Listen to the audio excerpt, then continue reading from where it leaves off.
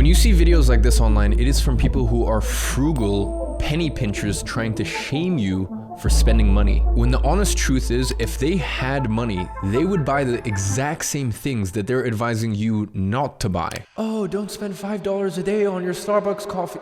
Dumb. Anyways, I am making this video because a lot of you guys know I budget $2.5 million a year to just spend. I have a rule that I have to spend 20 to 30% of my income, and that percentage will go up as I actually get older, more in my late 20s, early 30s, because I feel as though if I'm not going to spend money then, well then when am I going to spend money? And at least get that level of enjoyment from it. Because I'm only 22, you know, I'm still relatively young. I try to be a little bit more on the safe side, but my safe side still means that I spend millions and millions of dollars a year. So I am making this video as someone who has pretty much bought everything and can buy anything. So when I tell you to avoid these 7 things, listen to me. Okay. Now there'll be some things on this list where it doesn't matter how much money you make. You can make 300 million a year. You should still never ever do it, just out of principle and because it's just bad things to buy. But a lot of people who are even broke still buy these things. Then there are a few things on this list where if you make over $1 million a year in your 20s and 30s, then honestly just spend the money. Like it doesn't matter. You have enough financial abundance in your life. Congratulations, you're not only financially free, you're financially abundant. So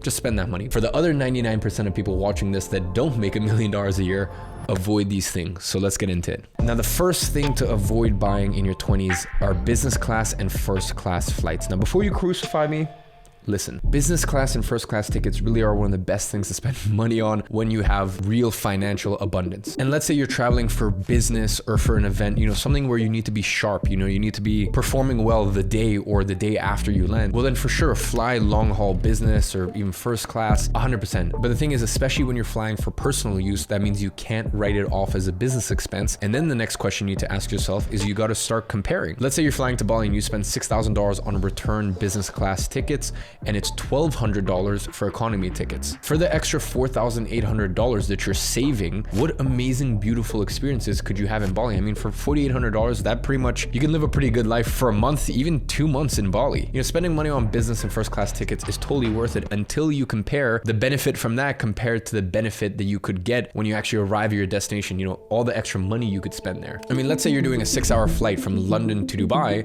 and you save $3,500 by going in economy instead. Well, then the first thing that you do when you arrive back in London is you go to the Apple store and you buy yourself $3,500 worth or pounds worth of, you know, a new computer, maybe a new phone, maybe some AirPods, like whatever you want. So when you kind of imagine that, because I know, you know, you think about the long haul economy and, you know, how nice it is to get the little amenity kit in business class, and coming from someone who spends a lot of money, I can tell you it does make sense, but not when you compare it to what you could spend that money on instead. And the last thing that I will say about this is I know I have a very successful audience. So a lot of you might be making 300 grand a year, 400 grand a year, and you want to fly business class just to get that first experience and that first taste of it. Be very careful. This is a word of caution, because once you fly business long haul once, you can't go back. That's it. That is an expense for the rest of your life. It is almost impossible to go back to economy after that. So just bear that in mind. Try to extend your first business or first class long haul flight as long as you humanly can, because as I said, there's much better ways to spend your money. The next thing to avoid in your 20s is bottle service. Ladies and gentlemen, some of my good friends either own or run some of the best clubs in the world. So I know the back end of the business, and it's so hilarious. For a bottle that you could get for $150, you're spending $800 just because it comes with a couple sparklers.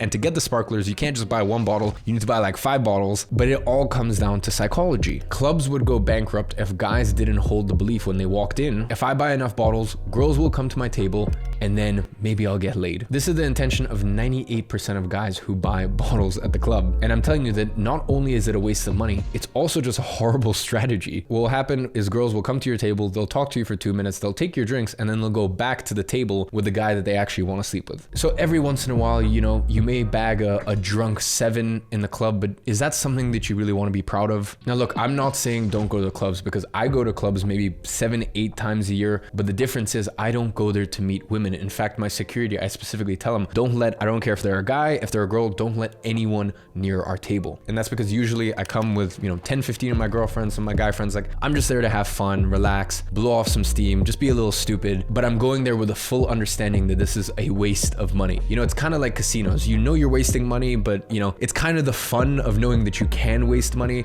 but at least you're not expecting anything from it. I think casinos can be totally fine as long as you go in there realizing you're paying for an experience. It becomes dangerous. Casinos become dangerous when you go in thinking, oh, I'm gonna get a desired result from this. I'm gonna make some money. That's when casinos become a little bit more dark and, as I said, a little bit more dangerous to a person. I think clubs are the same way. I think if you want to go and buy some bottles and just have fun with your friends and just be a little stupid, go, and that's fun if that's your psychology. But going there specifically for the purpose that guys usually buy bottles, I think that's where it becomes just really stupid because you're wasting so much money and it's just not even a good method or a good tactic. Ladies and gentlemen, I can't tell you the amount of times that guys go back home in the back of an Uber with cranberry juice on their feet, a $6,000 charge on their Amex, ordering a shawarma on Uber Eats, thinking, what the hell have I just done? And yet they still do it the next month because they think it's a good strategy to find a potential suitor for that night. So as I said, stay away from nightclubs unless you're really just there just to be a bit stupid with your friends and you're there to blow the money and you actually have the money and it's sensible. The next thing you want to avoid is a super expensive TV. Now this is stupid for two reasons. Number one,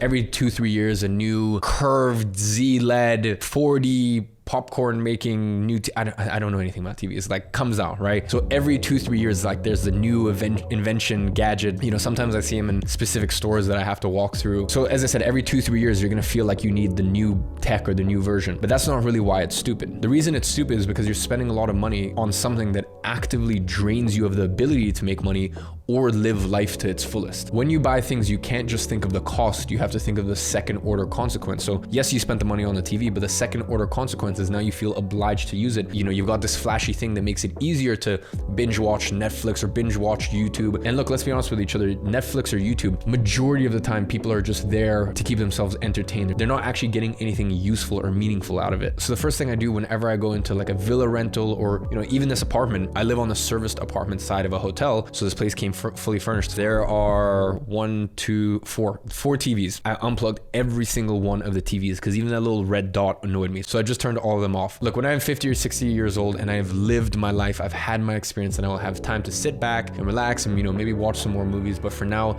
there's a beautiful life out there and I need to capture it, and so do you. The next thing you should never, I don't care how much money you make, should never spend money on is OnlyFans. I mean, look, there are so many things that are wrong with this, but first of all, it's so funny. The guys who will refuse to spend $20 on Skillshare because they think it's a scam, to have infinite amounts of courses that they can learn from, they won't spend that $20 on Skillshare, but they will more than happily spend that on some girl's OnlyFans subscription. And the other part of it is OnlyFans is reaffirming to the person that they have no abundance with women in their life, so they need to resort to literally paying a girl for access to a part of her body. I have a few acquaintances and people that I know that have explained the inside of the industry to me very well and in great detail, who actually run OnlyFans agencies. And from what I understand, the monthly subscription is only like the hook, like it's like the teaser. And then from there, the girls, well, that's the funny thing. It's not even the girls. You are literally chatting to a dude. These dudes all run these OnlyFans agencies. So when you think you're flirting with a girl, it's just a guy. Like you're literally paying another guy for access to a video or photo from a girl that doesn't even know your name. She doesn't even know your existence. You're funding her life and getting nothing in return. Dumb. So look, no matter what financial situation you are in, we live in an unfortunate world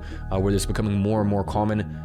Do not pay for OnlyFans. The next thing you want to avoid in your 20s is jewelry. You need to understand the second that you buy it, the value of it drops by 40 to 80%. So please avoid jewelry unless you're treating your mom, treating your girlfriend, maybe your wife, that's a different story. But if you're trying to buy jewelry, let's say for example for yourself, you are really just pissing away the value of it, there and then. And that's why I made a similar video to this and I said watches are great. When I get allocated a watch, it takes me 15 seconds to decide. Like for example, a couple days ago, I got allocated a Patek Philippe Celestial. That is a 250,000 pound watch, so around like $300,000 watch from the boutique. But I don't really need to think about it because it is a hobby that I can enjoy. I can park my money, a lot of times even make money. I mean, for example, this watch is worth nearly $500,000. Most people would never know that. It is a platinum green dial royal oak. You won't find many of this in the world. Purchases like this, I don't really need to think about. Whereas, you know, so I'll gladly spend $250,000 on a watch because for me, I'm enjoying my hobby, but then also keeping my money safe. Whereas a $10,000 piece of jewelry, I'm like, is that necessary? Do I really need it? Because just remember, it's not how much money you spend on something, it's how much money you lose. Because if you spend a lot of money on something, but you're just parking money there, you know that your money is safe. You know, with watches, a lot of cars, you know, a lot of collectible items, if you know that your money is safe, then you're not spending money or losing money, you're just parking money. Whereas with jewelry, you really are just, you know, wasting money away. So that's the other thing. I see a lot of people in their 20s, especially a lot of people who listen to like a lot of rappers and want different chains and custom pieces and, you know, this and that. I would avoid it. And by the way, I have some very cool pieces. I mean, it's nothing crazy, but like maybe $50,000 worth of jewelry from Van Cleef, Cartier, a couple other smaller brands. And I can tell you honestly, 360 days of the year, I wear just a watch, or maybe a lot of times no watch with how crazy watch crime's getting these days, and a little string here, and that's it. Really, these days especially, less is more. Now, the next thing to avoid, and I see a lot of people doing this and it makes me really sad honestly, are any sort of crypto or gambling signal groups. Here's my issue in life. People usually tend to only look at the upside when it comes to opportunities or investments, and they never really think about just how much money they could lose. And by the way, this is why through all of these years I've still stayed very passionate about helping people with their agency or service-based business, because they could not get a client for 6 months and it doesn't matter because their running costs are maybe 15, you know, 30, maximum $50 a month. Whereas, you know, if you get into a crypto or a gambling trading group and you're putting $2,000 into that investment, you could literally lose $1,800, $1,900 worth of that. So I would always recommend stay away from any sort of, you know, gambling or crypto signals group. And by the way, there is a person, I subscribe to their private gated crypto information, but this person doesn't do signals. They don't wake up and they're like, okay, Tuesday's call, we're gonna do this and sell it at this and blah, blah. You know, they talk about things from a macro perspective using risk levels, never talk about a low cap altcoin or anything like that. You know, it's all really about market conditions as a whole and studying that. So the other thing that I would say is if you get these subscriptions, the issue is, let's say, you know, this person is lucky that day and they do happen to make the right call. Okay, you've made some money, but you've trained yourself that the only way that you can make money is by copying someone else's trade, using, you know, none of that beautiful brain of yours to actually bring value to the world, provide value to a person or a business or whatever it may be, and in return get money. So please stay away from any specifically short-term speculative crypto or gambling signal groups. Now, last purchase to stay away from in your 20s is any sort of strip clubs or casinos. Once again, I think both, by the way, I will say I have never been to a strip club and I've never been to a casino, and I don't say that to try to be on my high horse. I want to at one point in my life. Like, I know I'm the type of person, I did LSD for the first time when I was 15 and I tried basically everything under the sun by the time that I was 17 or 18. I think that's one of the reasons why, as I've made all this money over the years, I've stayed pretty grounded, because I've, you know, kind of been there, done that, and experienced it, whatever, it's, you know, whatever. So as I said, when I tell you to not go to a casino or strip club, I don't mean that from a high horse position, because I definitely do want to go at some point just to try it. As I said, for me, I can go in and spend if I lost $20,000, I wouldn't even blink twice. You know, to me, that's just some funny money for the day. If you're making $100,000 a year and you go in and you blow 3K, like, that's stupid. And I see a lot of people who go into casinos and spend money, go in casinos or strip clubs and spend money willy-nilly. Or once again, they go in with the wrong intentions. They go into casino thinking, oh, I've got my 5K and, you know, maybe I can triple it. Okay, cool. Maybe you could also lose it all. You're only thinking about the positives. Or they go into some of these adult clubs and end up, you know, falling in love with a stripper and thinking that, you know, they actually care about them. Those things aren't necessarily bad if you go in with the right intention and you actually have the money just to spend, and, you know, you don't even need to think twice about it. But in your 20s, avoid it. Just spend money in better ways, please. So ladies and gentlemen, there is a list of 7 purchases to avoid that you've probably never heard anywhere else, because as I said, I have spent millions and millions and millions a year. And by the way, the reason I say that, I've done all the stupid stuff. You know, there's a couple of things in here that I haven't done, but like, I've done all the stupid stuff. I've spent money on about anything you can ever imagine, all the things that people put on their wallpaper, dream of. I've done it all. So I brought you a list today that is honest, truthful, transparent. I'm not here to tell you don't buy your $5 coffee. I'm not here to tell you, you know, don't go out and enjoy nice, expensive restaurants with your friends. But the things on this list specifically, please, please, please think twice. So now you know what not to spend your money on. Now I'm gonna give you a list of side hustles to actually get your money up this year. So you 100% should check out this video on the best 5 side hustles to start this year.